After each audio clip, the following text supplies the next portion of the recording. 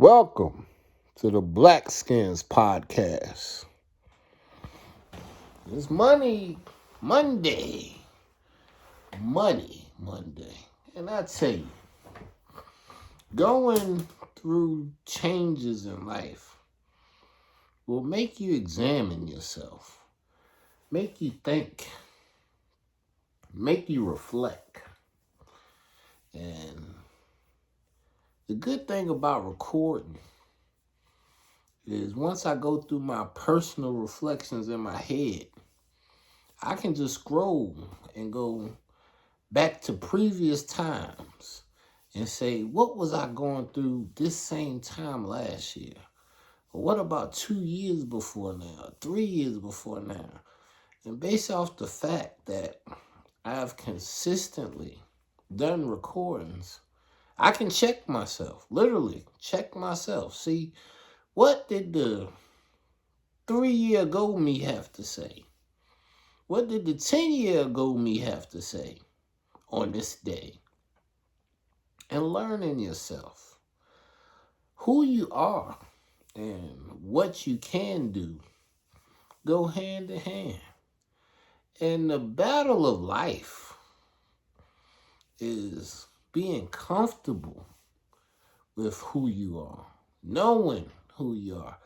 Not just, I believe this is who I am, but having the experiences, seeing what you're capable of, and being honest with yourself. That's the part that's the hardest for most people. Actually being honest with themselves about what they best at, what they blessed at, what they ain't blessed at, what they can make some money with. This is butter, or butter container. And butter always fascinated me. For one, it's good. Like, you can put butter on bread, and you be like, wow, this is some good butter. Or, my wife went to Ireland, I think it was, with a college for a foreign trip. And she came back talking about Kerrygold butter. And they had it at Sam's Club and Costco. And we started eating Kerrygold butter after her trip. And man, that butter was good. I said, wow, I can't believe it's such a difference in quality of butter. And then doing other endeavors, find out that there are different oils. Like, I know olive oil is very healthy. And then just from doing skincare products, I learned about other oils and vitamins and natural oils and oils that are good enough for food consumption, oils that are good enough for cosmetics to put on your skin and your body, most times for moisturizing. But learning about oils and butter and the money that is associated with them. Funniest thing, even in the Word, when a lady didn't have, the Creator was like, he sent her a messenger, and the messenger told him, lady, put your oil in some bottles and have some type of cap for your bottles. And put it in that bottle with the cap and sell it. Make you some money. And she did that, and she was able to feed her children. Well, I have to feed my children, and I know how to make a couple of products, both edible and cosmetic. I want to glow you up. I want you to be able to just put some of this ash away on you and change your whole feeling for the day. I want you to feel good. I want you to look good. And the best way to look good is to not have any extra unnecessary ingredients going on. but you just able to take and put some on your hands and just, ooh, look at what it's doing to my skin. This, you see it. You saw me prior to looking ashy. And put a little on and get the shine on. That's what I want people to be able to do. And pay me for it. But I have to recognize that I can't just make it and hope that it just fly out of whatever room that I put it in. I have to advertise it.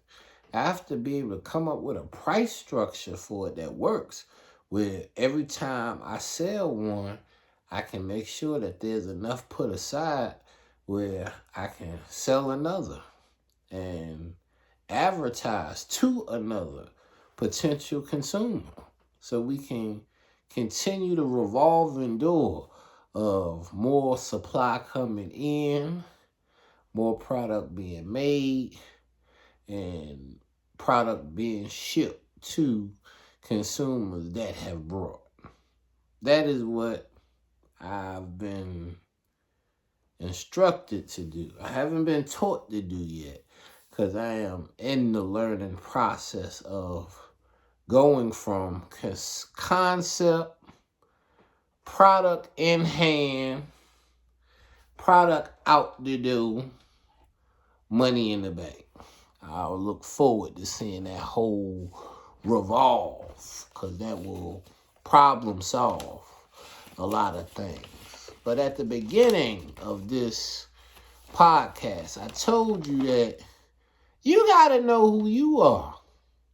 I'm finally, it took me some time in my life to get to know me, to really get to know me, to not just know what I thought I wanted to be, but actually taking reflections of my life, knowing what I've truly done, knowing what I was happy doing, knowing what I wanted to pursue, knowing what the purpose that the Creator gave me was, and from there, defining myself.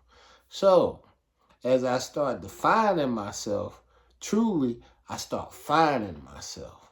We all searching for the best us, the blessed us, the abundant us. But typically, you had to go through the worst of situations to be molded into who you are. So, who am I when I look at all of my capabilities and actual current state of being? Not just how I'm seeing, but reality. Well, my first reality is I'm a contractor. Now, I'm not just trying to contact that verbiage for myself, but I have truly been a contractor since '09. I've had my name or my company name on multiple contracts, and I have fulfilled the performance necessary on said contract, which entitles me to declare myself a contractor. And I am an active contractor. I am licensed with Virginia. I am happily continuing on doing more contracts for new sources and previous sources that I worked for before contract come around again. I have a lot of gratitude for that. I also have gratitude for the fact that since '03, over 20 years now, I've been licensed as a environmental lead abatement supervisor and project planner. And right now I have those current licenses with the EPA, the Environmental Protection Agency, federal agency of the USA. So as a contractor, I have the capacity not only to do energy efficiency and environmental jobs locally or for the statewide, but also with the EPA, we can be doing federal contracts in the future. I'm very excited about that. Secondly, I'm a chemist. I put things together. I like chemistry. I was good at chemistry anyway. You know, that was something I I understand how chemistry works. This and this go together well, and both of them together allow things to excel. Knowing the synergies of energy is something I like to be able to do. I like putting things together and making them blend. And that's what music is. I put my crazy voice with my low down cool voice, with my I don't know why voice, you know, and then all of them come together, one up high, one low. You hear all of them, but it's a blend, you know, and that blend is what creates sound recordings. So as a chemist, I like making the different ingredients necessary to get the lotion. And I also like the ingredients necessary to put together the shine on oil. And I like the ingredients necessary to give you butter infused. I want to use my mind. And beyond being a contractor, beyond being a chemist, third, I'm a lead AP. I'm someone who believes in leadership and energy and environmental design as an accredited professional. And what that has led me to is creating energy efficiency products. The light bulbs that you see, the ones you don't see that just shine on me. You see a reflection of it on my head. But that's a Alma Glow right there. And this is a Alma Glow right here. The solar light that will be right there for the whole world to be able to consume. They can consume this now. Please buy it. Go to almaglowgreen.com and get some of these lights. It's an emergency. You need them. It's blackouts going out all around the world because they're national disasters. FEMA. Hello, I might be getting some cash from y'all too once I update this resume. But getting on to what I prefer to stay on is the things that the creator has already gave us to do. Like number 4 coming to you is the founder of When Working Cash. With all of the songs that you hear being played on Blessed or Rested, and all of the books that you have yet to consume, but coming to you soon. 10 ISBN books that either me, my mother, or my grandmother created the content for. And we hoping that we can get your support in purchasing, buy in to win, because it'll be on When Working Cash. And you'll get an opportunity to get a stash for participating. And lastly, I'm Chief YAHReal. I'm the guy that you see on the back of this hoodie. The Blackskins back in. Not only is we gonna hit you with the publishing, which is the BMI company, is not 3R Pro. The 3R Pro is the label and the production. But when it comes to the actual publications, when it comes to the publishing, that is being done through the Blackskins, because 3R Pro was not even an option when we went to BMI and supplied them with our identification. So when you have these many things going on and you say, oh, okay, we want to get started. Well, to get started, you have to be able to prioritize. When I look at the priorities, I'm like, okay, well, the contractor stuff, yeah, I'm ready for it. I got contracting equipment all around. I got the different supplies needed to get started with the program. I'm just waiting for them to give us our IDs. But what we need to be able to get in them first homes and get started is literally sitting in front of me in a box. I need a couple of cans of spray foam that I can go right to Lowe's or Home Depot and give them a couple 20s, and they can give me plenty to keep going for a week or so. And that's all we need to get to go and get started. So when it comes to the contractor opportunity, then what it requires economically to get started now, we have already fulfilled those obligations. So I'm very grateful that that will be something that we'll be able to speak about more next week after we've at least got started with the first one on this new production schedule. And hopefully our performance will be where we can at least see and help one person a day get their home under energy efficiency. Next, being a chemist, I'm getting everything necessary so I can start mass producing YAHReal. The beautiful thing that I can say is that this is not the first time we've been at this rodeo. For me to get YAHReal to the point where I was ready to bring it to the market, I've had to go through many sets of making them. So now I know like how much can be made from how much supply, how much oil am I gonna need, how much shea butter am I gonna need, how much, oh, we got all types of ingredients back here. I ain't gonna tell you what all the ingredients are, but how much do I need of it, and where can I buy it from, and how long do it take to get to me, and